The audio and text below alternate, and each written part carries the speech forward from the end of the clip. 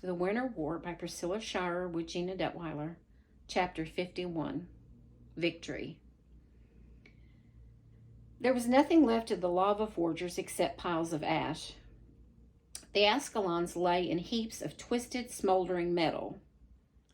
The fortress was gone, and a thin wisp of smoke rose up from the flattened top of the Mount of Rima, peaceful and serene. The breath had returned. The prince warriors were at first too stunned to understand what had happened, that the battle was suddenly over. They stood still with blank stares on their faces, the only sound their panting breath. And then gradually they began to cheer.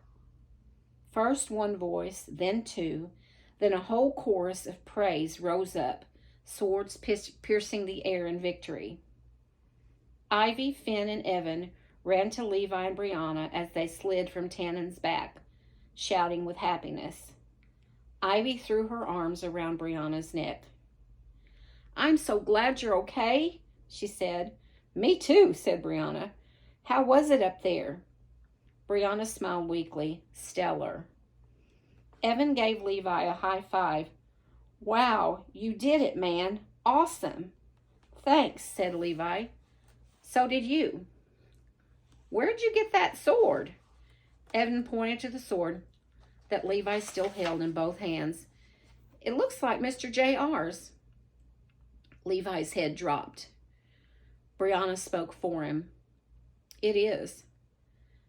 "Mr. J.R. was there on the mountain?" said Xavier, astonished. "Yes, he came to rescue us. He fought Thane." "Well, where is he?" Brianna glanced at Levi. Her eyes filled with tears. "He's not coming down." The friends were quiet, looking from one to the other. No one wanted to believe it. The moment was interrupted by Mary Stanton, who came bounding toward the group, waving excitedly. "Guys," she said, nearly colliding with Finn, "we made it.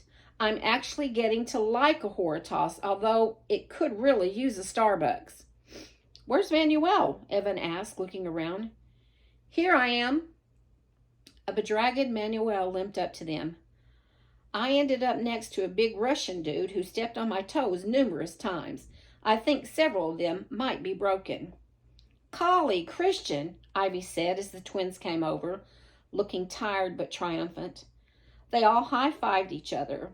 Boopy and Robbie and their friends came to join in with high fives and fist bumps, and Boopy's secret handshake, which all the Prince Warriors soon adopted as their own. They talked excitedly about the events of the battle and the fall of the great red dragon from the sky. It was Evan who first noticed it. "A leaf," he cried.